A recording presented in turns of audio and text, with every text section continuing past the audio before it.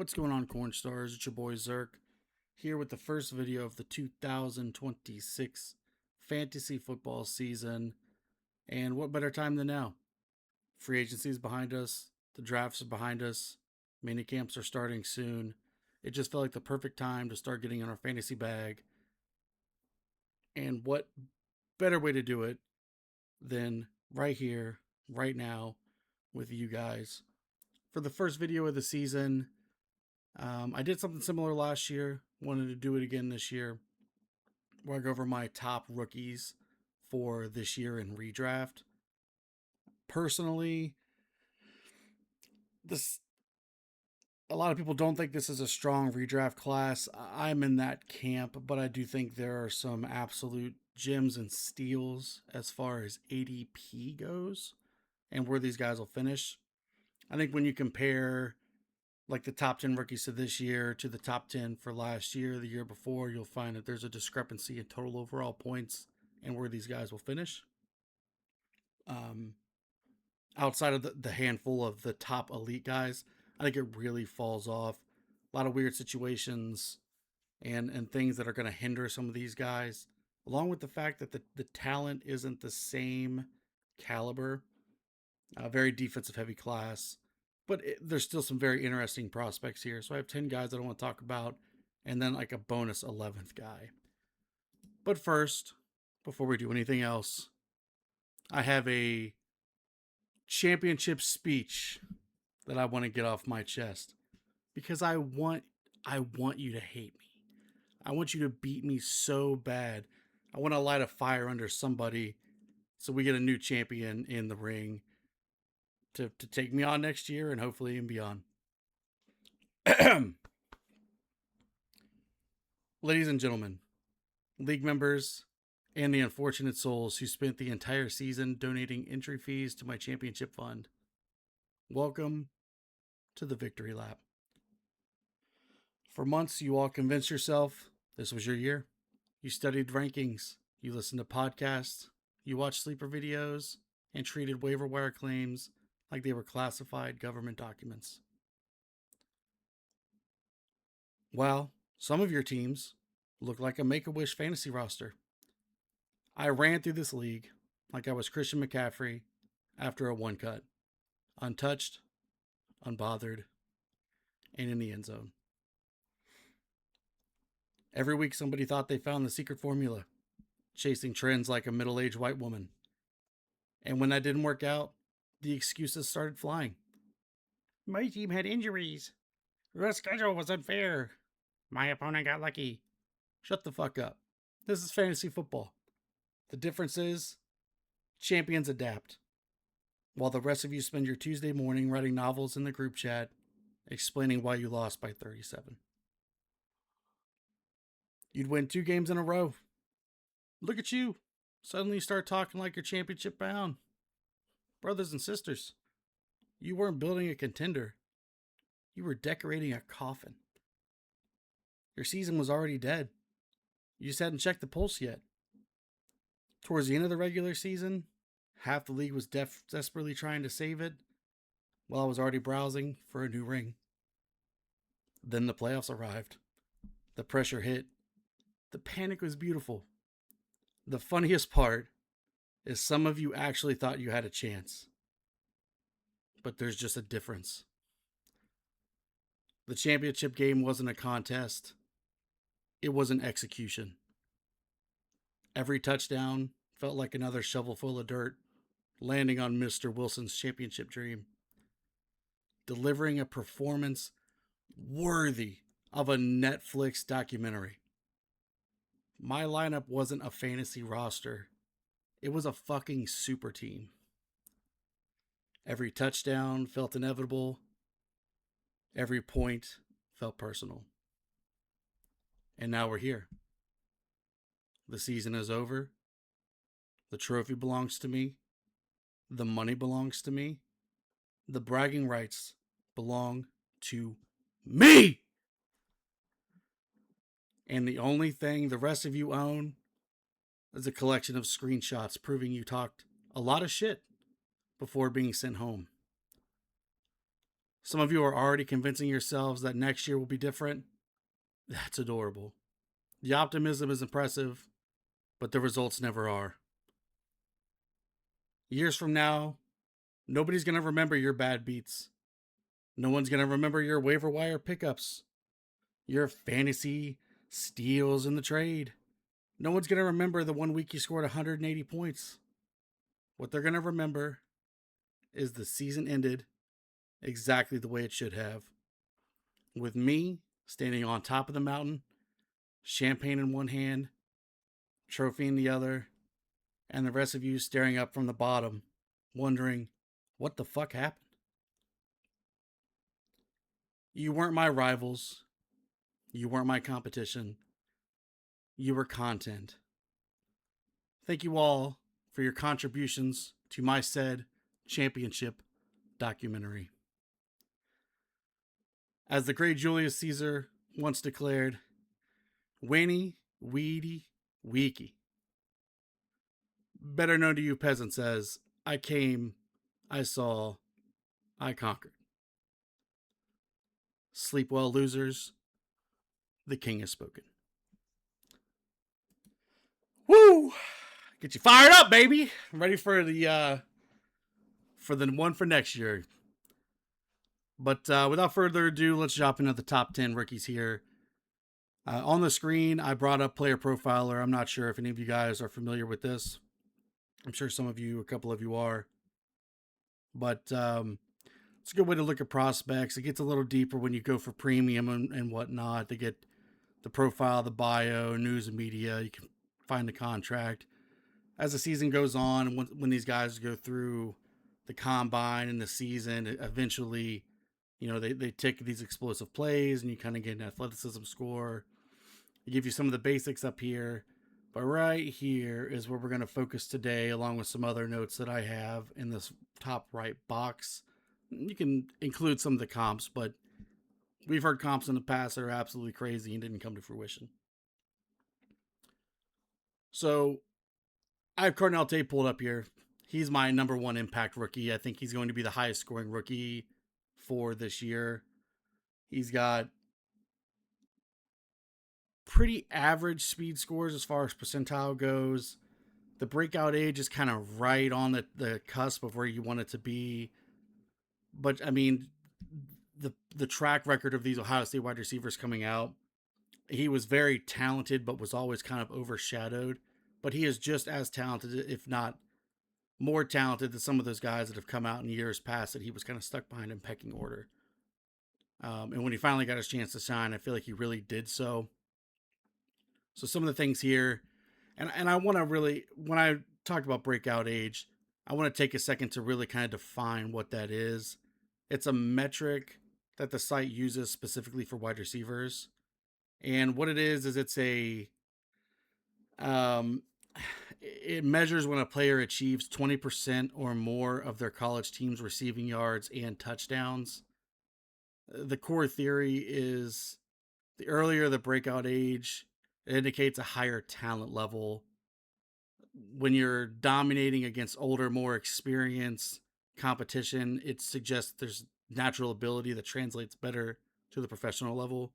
So you'll see some of these guys have a breakout age of like 18, where it's like as soon as they hit the field as a true freshman, they were dominating competition.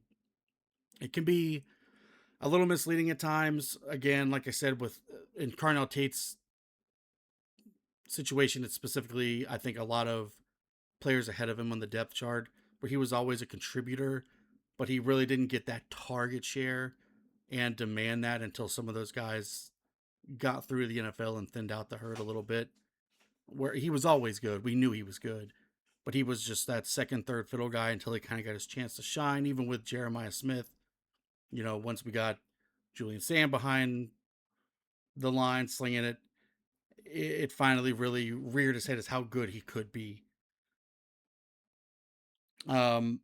Historical data for the breakout age shows that breakout age under 20 has a significantly higher hit rate of becoming a top 24 fantasy player. Whereas those breaking out in their fourth, fifth season, like age, late 20s, 21, 22 for some of the older prospects. They tend to struggle with that transition to the NFL due to physical and technical skill gaps. So, anyways, so some of the notes I have on Carnell Tate here. I mean, he was drafted as the guy under a brand new coaching staff in Tennessee. I mean, he's the one they want to get. He's what they wanted to basically build this offensive identity around with Cam Ward. There are no other established wide receivers in Tennessee that will command targets. They have Manor and DK that are still on the team. They did well last year, but I think it was kind of a forced situation. In my case, think of like mid 2010s Jacksonville Jaguars, where guys like Alan Hearns were going crazy. And then once other talent got in, or once I believe he left and went to Dallas. And I mean, he was okay, but he wasn't the guy like he was forced to be when he was in his time in Jacksonville. Along with Manor and DK, they still have Wan'Dale Robinson. They brought him in. They brought in KJ Osborne. But they lost their leader in receiving yards this offseason. It was Chika Okonkwo. Shout out, fellow RuneScape player. But he led the team with only 79 targets, 56 receptions, and 560 yards. 560 yards led that team in receiving. That's how bad that receiving core was. And he played in every single game. Cam Ward looked competent with below average weapons and with a mediocre room at best. I mean, I think it's incredibly likely that Carnell Tate enters at wide receiver 1, commands a huge target share, becomes the first lead target, and is absolutely force fed the ball. The defense added some pieces in free agency in the draft, but they're still not very good. So it's something you want to look at. It's why people want to target the Bengals. Great offense, bad defense. This isn't a great offense by any means, but when you have a bad defense, you're giving up points. So you're always chasing or trying to stay competitive. And even if they're not competitive, I think this offense is good enough to take advantage of the garbage time instead of some of these other teams that will come out there, go 3 and out, and they just continue to get pummeled, or they just run the ball to get the hell out of there and go home. O-line is still the biggest weakness on the team, so I think that'll impact the run game some. This is, in my opinion, going to become a pass-first offense, even with the lack of weapons. I do think they've improved drastically with Wan'Dale and Carnell being the 1 and 2. KJ Osborne's no slouch. He was a great wide receiver 3 or 4 in Minnesota for years. And I mean, like I said, there was something to say about Manor and DK. What they did last year and what will translate this year, it kind of depends on where it'll fall. But I don't think any of those guys are really going to command a large target share. Maybe Wan'Dale is an underneath guy, but I think Tate is really going to dominate here. I genuinely think that Carnell Tate's going to be a 1,000-yard wide receiver right off the rip, just based on everything we talked about, where he's at, them chasing. The AFC South is getting to be a stronger division. I do believe in Cam Ward's talent.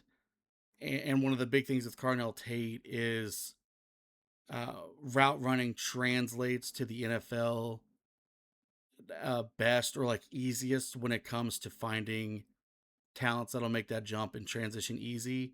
And he is so fluid with excellent body control that I think he's going to dominate lesser talented cornerbacks at the next level. And, if he gets a 30% target share, it doesn't even matter. He's just going to put up points. I think the big thing here is going to be, with what'll gauge his fantasy finish, is going to be touchdowns. If he gets 8, I think we're looking at a damn near wide receiver 1. But I think it's going to be more in like the 3 to 4 range. And I think he'll be a solid wide receiver 2. Someone I'm very excited to draft, especially at his ADP right now.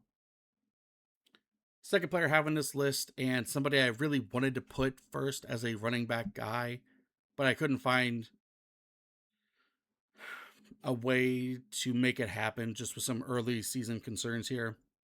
It's going to be Jeremiah Love in Arizona. And let me pull him for you guys real fast. Oops. Sorry, my mic is in front of my keyboard. So Jeremiah Love here, as you see, they don't have a breakout age. They have some other metrics here. But you can see he absolutely crushed just high 90 percentiles in both the 40-yard dash and the speed. 98th percentile in college dominator. Um, yards per carry, target share, insane. I mean, he's an incredible prospect. Some of the things I think is going to hold him down, though, is this is a very, very, very bad team. A team that I think is tanking for Arch Manning this year. Bad O line, bad offense, bad defense. Moved on from Kyler Murray. Jacoby Brissett has the keys. Who would have thought that? But I mean, he played well last year with what they had. But we'll see because he had some down games for sure. He's definitely not an answer to be a full season guy, and I don't think they're positioning themselves, or they're not in a position where they're going to be able to bring in a veteran or be an attractive landing spot. So they're looking forward to the draft here, and they're putting pieces around him. This team has offensive pieces, but they can't protect the quarterback. I mean, Marvin Harrison Jr., Michael Wilson, Trey McBride, Jeremiah Love. That is an incredible offensive ensemble that they have. They just don't have a way to stop the ball or keep drives alive because of the lack of O-line and quarterback play, which is one of the things I think holding Jeremiah Love down. But what I'm really worried about is it's a really loaded running back room, and when you have a prospect as talented as Jeremiah Love, I don't think it matters as much, but it has some concern. I mean, they still have James Conner, they still have Trey Benson. They just brought in poor Tyler Algier, who played his whole career behind Bijan, and now he's got to play behind Jeremiah Love. The ADP is showing him like as a running back 12 or 13. It's the cheapest a top 10 running back pick has ever been in fantasy. And I think some of that's sort of baked in here with concerns on what's going on. I mean, I think this is really going to be one to watch through mini camps and workouts. I think this is a situation where the first couple games of the season is going to be a slow start where maybe he's only getting 8 to 10 touches, splitting carries or splitting drives with another player. Maybe, he's first and second down, and then Algier's the third down back. Maybe they rotate drives. I'm not sure. At some point, this is going to be Jeremiah Love's workhorse backfield, but I don't know if it starts right off the rip. This is more of a guy that I kind of want to let somebody else draft and then see if I can make a move in a trade. You're going to have to give up more than you want in that situation if he starts slow, because nobody's going to give him up for anything after a slow start. But I think some people are going to be scared after the way that Ashton Jeanty started last year with where he was going in drafts, seeing Jeremiah Love maybe track somewhat similar, but instead of it being um, like efficiency based or performance based, I think it's going to be opportunity driven for that. He has elite speed, patience, vision, downhill runner, proven workhorse ability in college. If he sees consistent 3 down work, I think he's an absolute steal at his position. It's just if and when he gets that. Number 3 on my list here, I have Mr. Jordan Tyson. This is a player I'm extremely excited about. That breakout age is incredible. Barely 18 and dominating competition. College dominator, 94th percentile. His target share, 97th percentile. Breakout age, 99th percentile. Doesn't really get much better than this. The biggest thing holding him down is just the injury concerns, really. I'm very, very, very excited for Tyson. I'm not. I can't even sugarcoat my love for him. I want Jordan Tyson on the team, bad as hell, brother. Um, like again, touch on the injury concerns for a second. He had a knee injury in 2022, broken collarbone in 2024. soft tissue injuries with his hammy specifically through 2025. I mean, if he can put that behind him and stay healthy, God, it's just the sky's the limit here. And Tyler Shook, as he looked good his rookie year, but I think you need to keep expectations realistic. I don't think he's the next Brock Purdy, Tom Brady type thing. I think you can reel it back a little bit and kind of set expectations at a realistic level. But in 9 games as a starter, though, he had roughly 33 pass attempts per game, completed 23 of those, a 69% completion rate with like 250 passing yards a game, with averaging 1 touchdown and a half an interception a game. So those are pretty solid for a guy that we didn't think was, well, not we, but I didn't think was going to do much. But I think this guy's in a good position because he's not expected to come in and be the main guy immediately like Carnell Tate. He'll be the second fiddle to Chris Olave. So those CB1s, are going to gravitate that way, while Tyson is going to get some room and maybe some lesser talent to be able to move around in a division that is completely up for grabs in the NFC South. Um, Olave is kind of that elite route runner to Tyson's lightning in a bottle vertical ability. He's got some fluidity in his route running as well. Not as crisp as Tate or Olave, but still very good, very explosive in the short and intermediate game with his change of direction, but just his top end speed and what he can do with the ball once he gets in his hands is crazy. And again, kind of going back to Tyler Shook, he's not afraid to challenge a defense, and he's okay to throw the deep ball. So since he took over as QB1 in his 9 games as a starter, he was top 10 in the league in total air yards per pass attempt, and passing attempts of 30, 40, and 50 plus air yards. Crazy. Again, love the landing spot, love the team. The defense is they're not great. They're going to give up points. This is a team that's going to be chasing or competitive, especially when you look at their division. With 6 games a year, being heavily competitive in the NFC South, and some of the other teams that they're playing, I don't think he's got the potential to be the hyper targeted guy like Carnell Tate, demand a 30% target share, get 1,000 yards.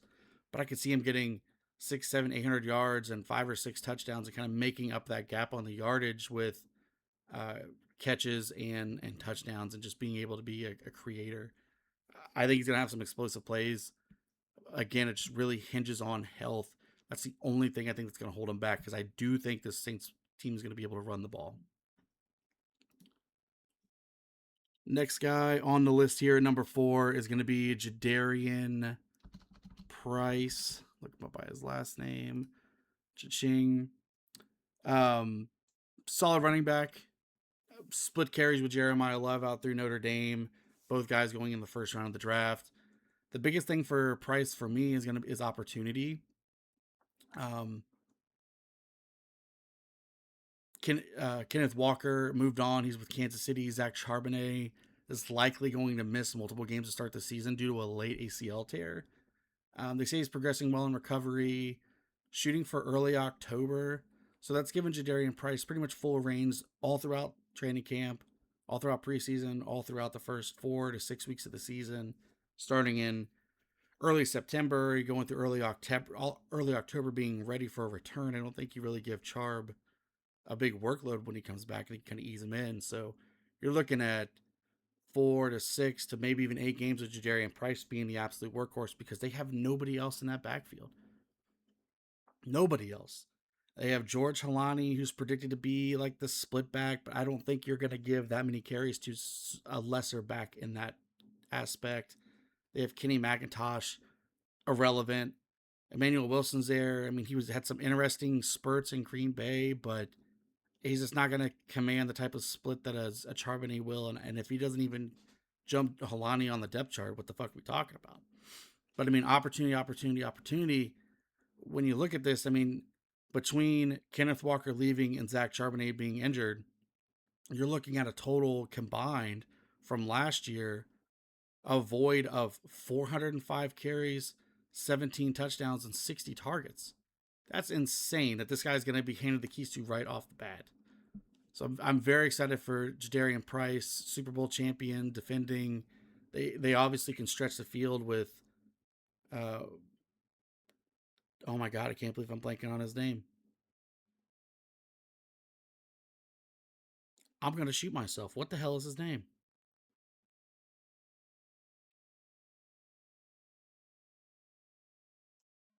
I know you guys are screaming in the car. I cannot think of his name right now. We all know who we're talking about. I can't believe I can't think of his name. But holy fuck. Anyways, we're moving on because I'm embarrassed. We all know who we're talking about. Absolutely dominant.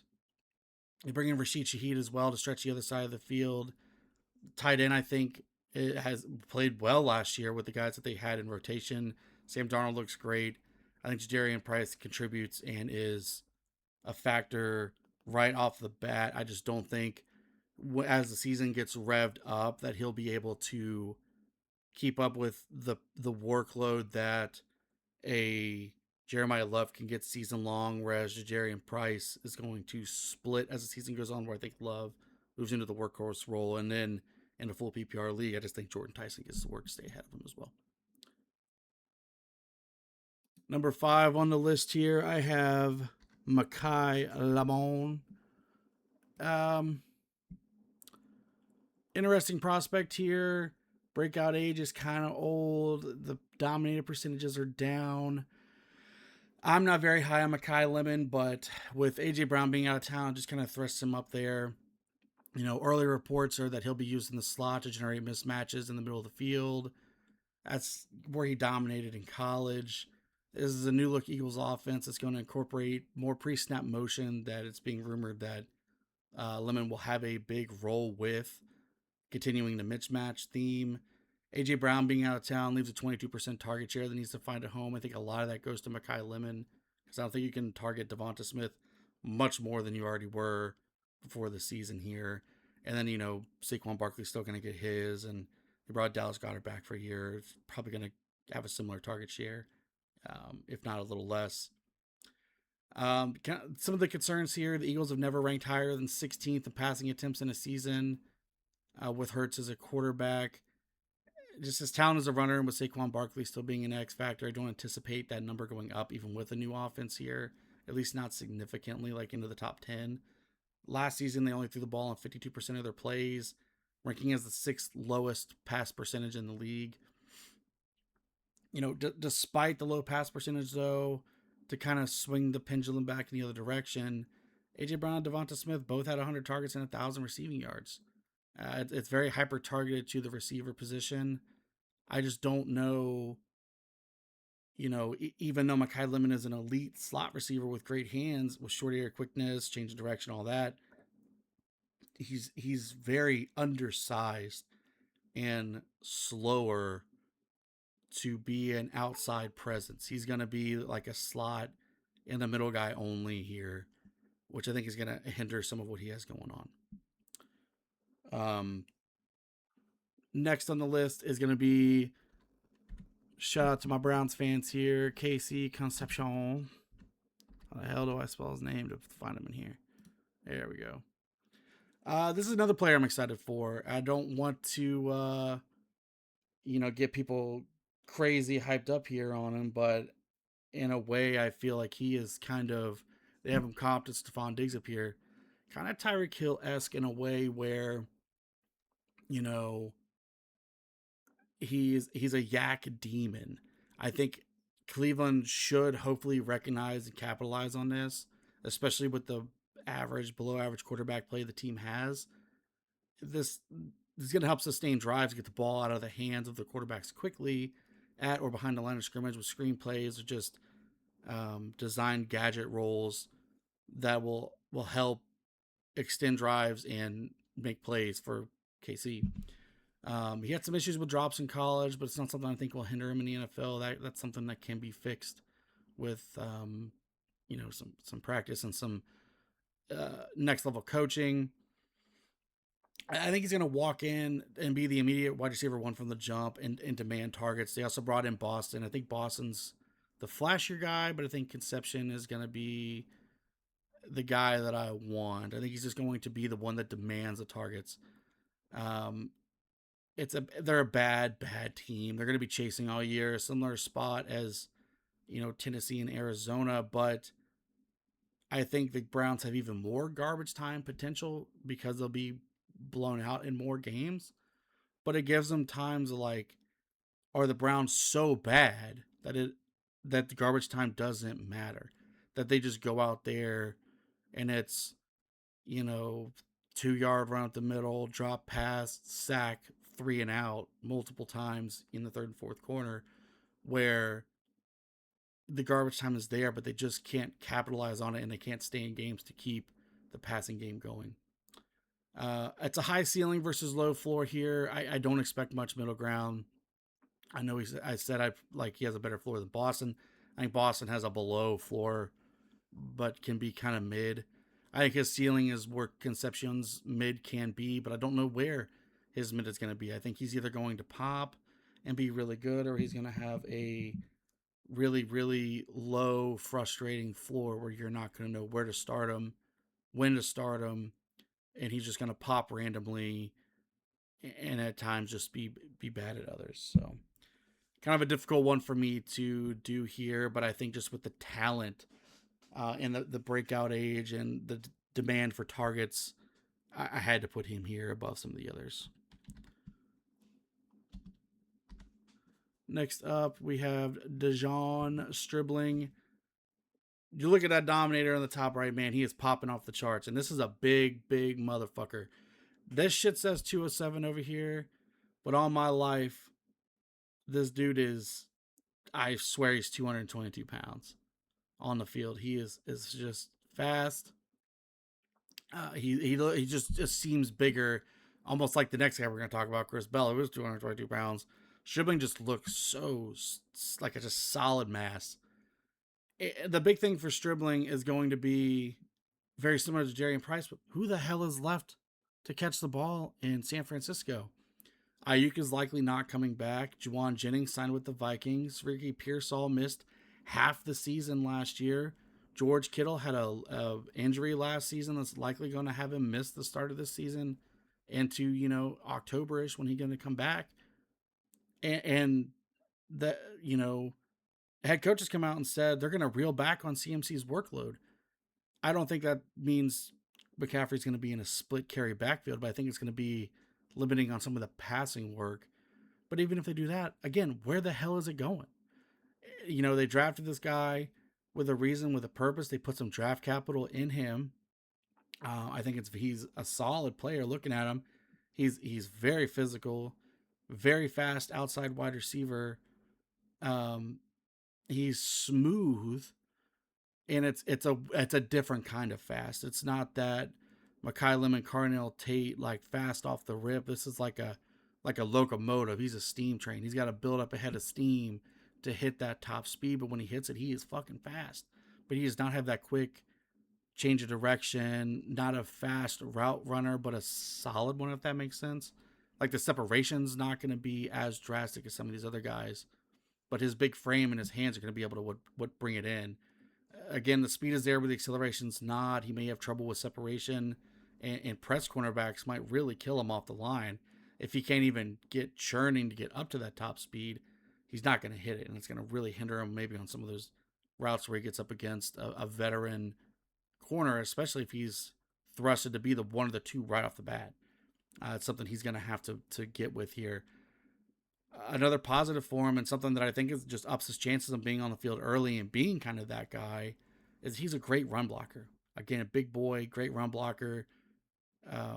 Kyle Shanahan loves that, especially with CMC getting older. If they're going to reel down his targets, getting up the workload, CMC's not an up the middle guy. He's an off the tackle outside, and I think Stribling is going to excel in that aspect. For me, I think he's more of a dynasty hold than a redraft player right now. I think he's interesting as a flex, and it really depends on where his ADP is and how your team's shaking out by the time that he gets around here. because he might not be involved once Kittle comes back and McCaffrey, and depending on how this wide receiver room shakes out. I mean, they got to be able to get the ball to somebody. Somebody has to be the one that steps up. But there's still the chance that Pearsall is still the number one guy, and it's, CMC, then Pearsall, then Kittle, or Ton just looked good last year. How the pecking order might go here. So it'd be interesting to see how that kind of shakes out. I mean, he's, like I said, he's worth a dart throw. He was their guy. They drafted him at 33 overall, considered a reach, but he was their guy. In interviews, they wanted to take him in the first round, but they were able to trade back both times, kind of in confidence that the team coming up and the teams behind him weren't looking at this position or maybe his way. So they felt confident in being able to move back and get him.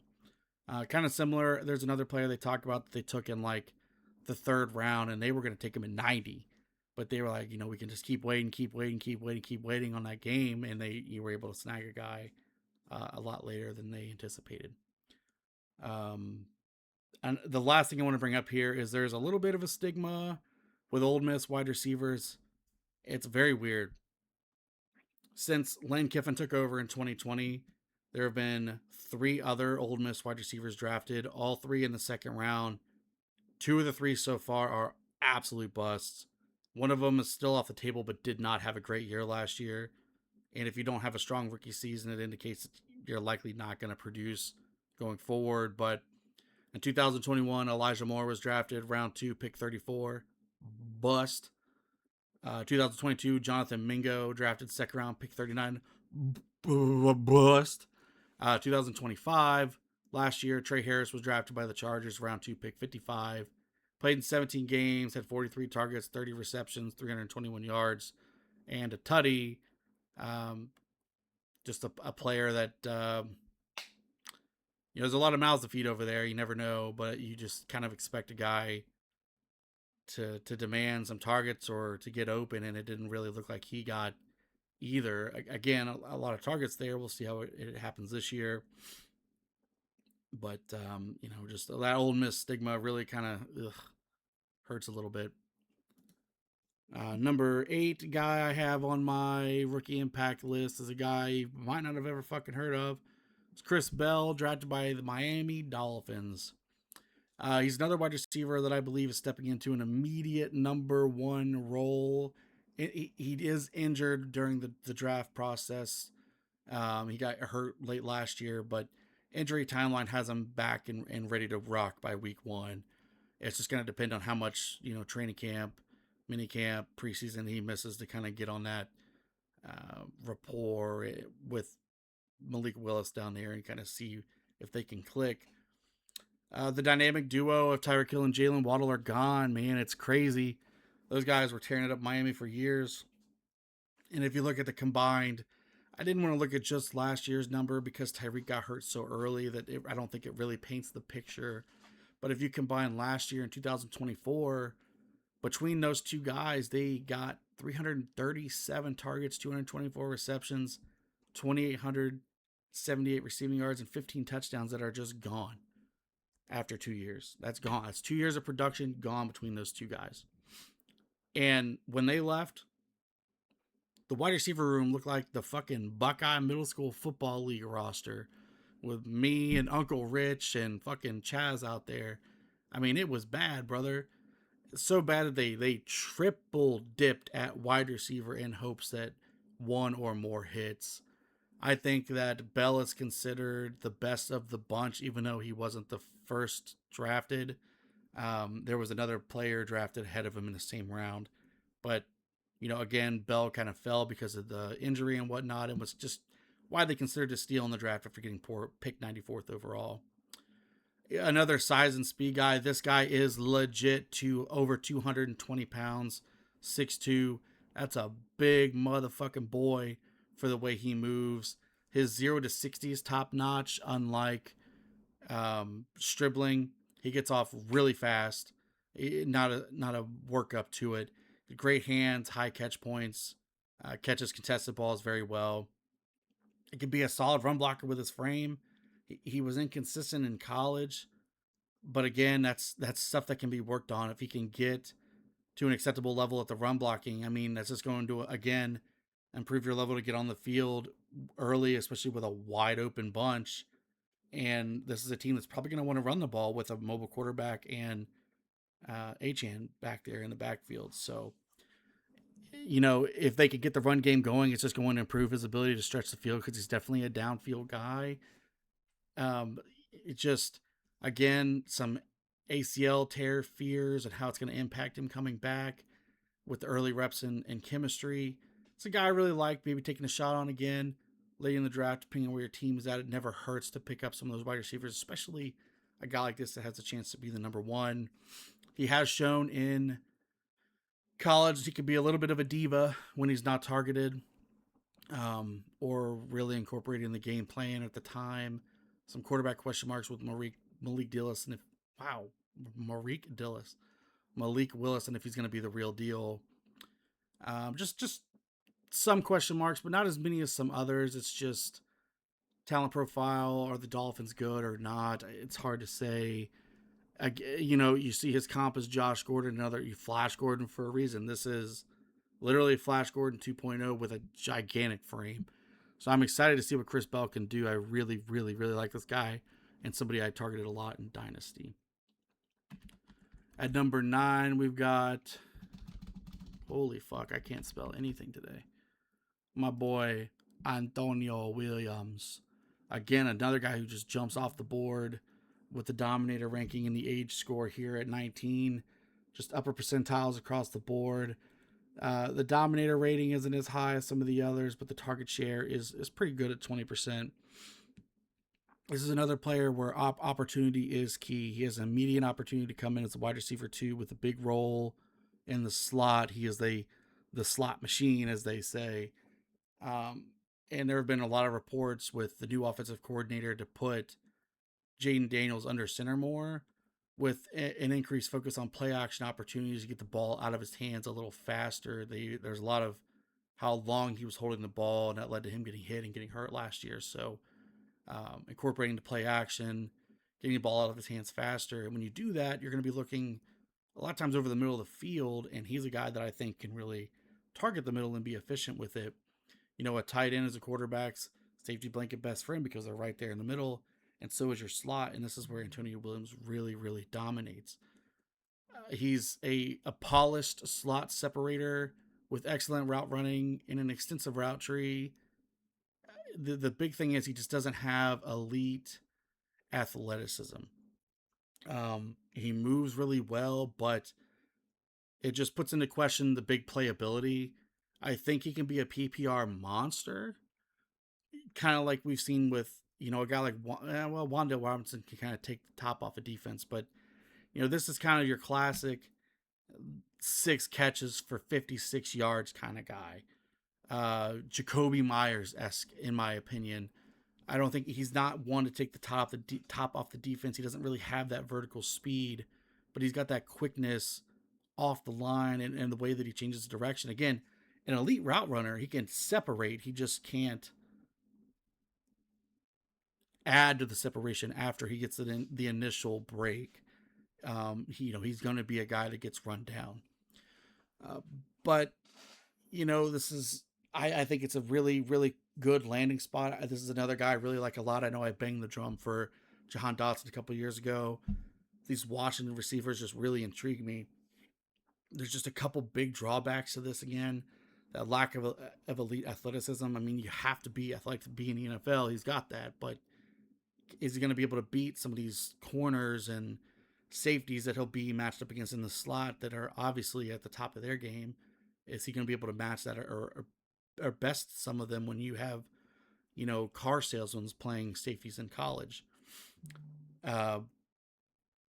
He has a history of lower body soft tissue injuries. Dealt with one a couple years ago that impacted a couple games. I believe he played 2024 pretty clean, but he hurt his hammy in the first game last year, and it kind of impacted him on and off throughout the year. And the big one is it's heavily rumored that Brandon Ayuk is coming to town. There's a lot of talk about Ayuk going to Washington, and if that happens, Ayuk might take that slot role. He might be on the outside. Antonio Williams is a slot only kind of player because of that athleticism and size. He's 6'1", 187. and he's not a very fast guy. I'm like, he's really limited to the slot. So if Ayuk or somebody comes in here and takes that role from him, he doesn't have a place on the field. He's not playing X. He's not playing the two. He is a slot only. I don't think he's going to be on the field in two down sets. I don't know how much two down Washington's going to run. It's tough when you go under center if they're going to play an extra tight end or if they're still going to keep three wide receivers and go under center. It's just tough to see how this is going to play out. But I do like Williams. The opportunity is there. And I didn't even think I could get to 10 on this list. I don't even know how I got to 10 on this list because the negatives are so much here. I don't like Sadiq. I really don't think Boston qualifies. There's no other running backs that really matter. So I guess somebody's got to get it, and Mr. Relevant's going to be Omar Cooper Jr. I'd almost rather take my honorable mention above him, but, you know, is what it is. The guy, it's not that he's a bad player. He's got a versatile skill set, proven he can line up inside or outside anywhere on the field. He's an advanced route runner, excels at creating separation in the short area of the field with strong hands. I mean, it's everything you want, which is why he got drafted in the first round. And he could take those short receptions and turn them into yak gains like Casey Conception. But you're looking at a player who's second fiddle to an obvious alpha, whereas you look at a guy like Jordan Tyson, who Olave is the one, but is he an alpha? Not in the way that Garrett Wilson is, where he demands targets and he is the fucking guy. The second fiddle to Garrett Wilson, it's really kind of unclear where he's going to fall as far as target share and where his looks are going to be. Is he going to be behind Kenyon Sadiq? He's definitely going to be behind Garrett Wilson. He's going to be behind Brees. Adonai Mitchell's still there, who's very solid. If they decide to play Mitchell at the 2 and put Cooper in the slot, is Cooper on the field on third? Two wide sets. It's really hard to say. The Jets are also just a bad team. Are they as bad or worse than the Browns? Who's to say? But they're not good. Geno has definitely reverted or has gone backwards after looking like he had a career resurgence going. And just the Jets have this real icky vibe to them that I'm just not into right now. I don't know if I want a single Jet on my team. Even Brees. I don't know if I want a single Jet. I'm going to take Brees for ADPs there because I like running backs. But it's just, I don't know. Everything is there. Cooper is a great player. Talent is there. Showed commitment being at Indiana for so long before they finally came off the top here. And I mean, you look at some of his dominator ratings, he's very fast. That breakout age is concerning at 21.7, which in redraft is whatever, but in Dynasty can really kill you if you take him. This is like a back mid into the first round guy that was taken in 12 teamers. Like, there was an obvious top 6 or 7, and then he was kind of the first guy on the outside looking in. But it's really just landing spot for me that kills Cooper's value here and any kind of anticipation of what he's going to do going forward. And then the last guy I want to talk about, my honorable mention here, I guess Mr. 11, is Nick Singleton. You might be asking, who the hell is this guy? I don't have a ton of notes on him because I'm kind of going to keep it low key if you made it this far, if you even listened at all. He's my favorite running back 2 to grab of all the rookies that are projected to be backups on their team or be like this, not the main guy. Jadarian Price, Jeremiah Love, obviously the 1As. Any of the guys that are going to slot in to be RB2s. It's my favorite to grab. Pollard is 29, getting older. He's had just over 750 yards, last 3 seasons.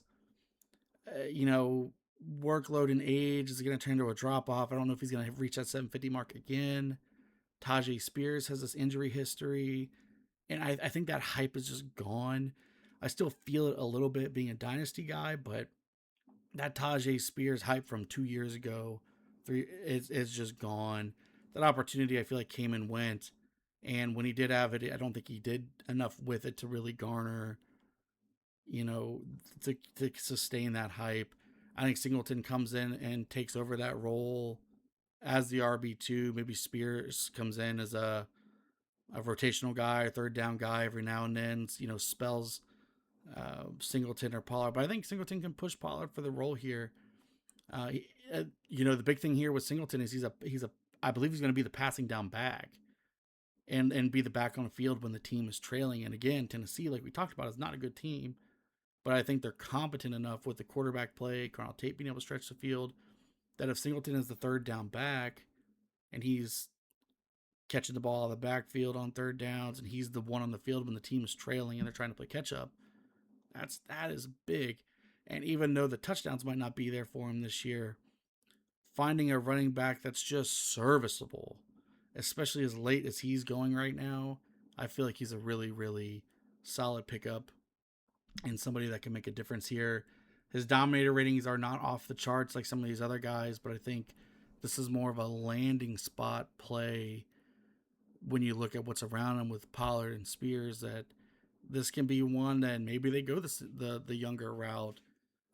Looking at next season and beyond, maybe they decide that Pollard's not the guy and they start seeding some carries, and we'll see where it goes from there. But it's obvious that Spears' time is come and gone, and Pollard is at the end of his legs. But appreciate you guys for checking in, putting up with me, my victory decree, or whatever you want to call it.